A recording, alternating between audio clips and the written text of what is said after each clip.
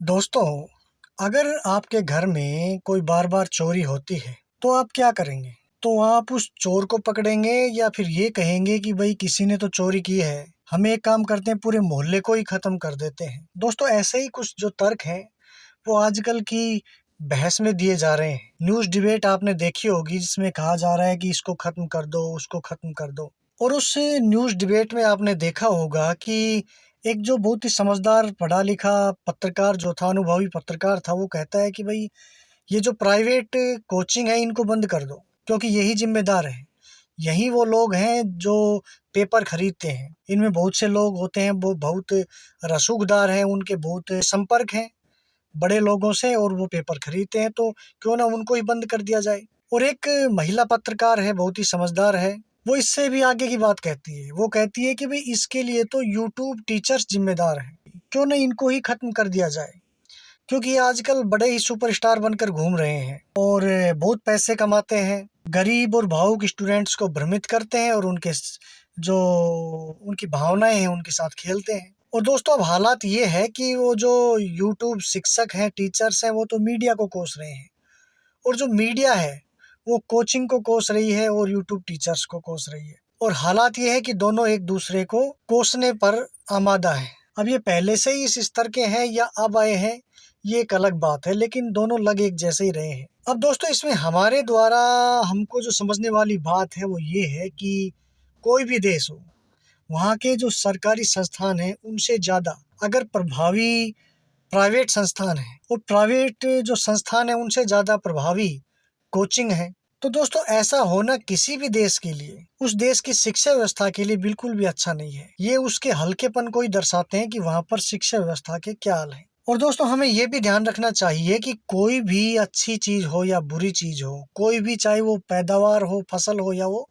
खरपतवार हो, वो पनपता तभी है जब हम उसको ऐसी परिस्थितियाँ मुहैया कराते हैं, जब हम उसको ऐसी परिस्थितियाँ देते हैं। अगर इतनी जो मेहनत है वो यूट्यूब टीचर्स को कोसने में, कोचिंग संस्थानों को कोसने में लग रही है, उसकी आधी मेहनत भी अगर इस पर लगती कि हमारे देश की जो शिक्षा व्यवस्था है वो खराब हुई क्यों है और क्यों वो खराब होती ही जा रही है, क्यों जो स्थापित संस्थाएं हैं वो अपना काम ठीक से नहीं कर पा रही, क्यों हमने इन कोचिंग्स को मौका दिया, क्यों हमने इन इन यूट्यूब टीचर्स को मौका दिया। इस पर अगर मेहनत लगती तो ज़्यादा बेहतर होता। अब दोस्तों मौका भी हमने दिया है तो भुगतना भी हमको ही पड़ेगा। और एक खास बात और है, उसके बारे में आप सोचो और सोचकर देखो और बताओ। कोई भी एग्जाम हो, अगर वो 10वीं क्लास के स्तर का है तो उसका जो एग्जाम का सिलेबस है वो 10वीं तक के का जो सिलेबस है उतना ही आता है। 12वीं पास का एग्जाम होता है उसमें 12वीं तक का सिलेबस आता है। कोई स्नातक या पीजी का स्तर का एग्जाम है तो उसमें वैसा ही सिलेबस आता है। तो एक बच्चा जिसे हमारी ही स्थापित शिक्षण संस्थाओं ने, हमारी ही बोर्ड ने, हमारी ही यूनिवर्सिटियों ने 90-95-100% की मार्कशीट दी है, उसे इंटेलिजेंट होने का, उसे योग्य होने का सर्टिफिकेट दिया है, क्लीन चिट दिया है। अगर उन्हें भी एग्जाम की तैयारी करने के लिए अलग से कोचिंग की जरूरत पड़ रही है तो आप सोच सकते हो कि कहाँ दिक्कत है। एक बच्चा जो स्कूल में लगभग 12 साल, कॉलेज में लगभग 3 साल और कोचिंग में 1-2 साल पढ़ता है और यूट्यूब पर तो कभी कभी पढ़ता है और फ्री पढ़ता है, तो असली जिम्मेदार और ज्यादा जिम्मेदार कौन है? कहाँ कमी रह रही है, कहाँ फर्जीपन है, कहाँ असली खेला हो रहा है, कहाँ योग्यता का सर्टिफिकेट तो मिल रहा है लेकिन वो योग्य हुए नहीं है। दोस्तों सीधी सी बात है कि जिस बच्चे को स्कूल कॉलेज में अपने विषय की क्लियरिटी नहीं मिली, उतना ज्ञान नहीं मिला, उसका सिलेबस वहाँ क्लियर नहीं हुआ जितना होना चाहिए, वही बच्चा कोचिंग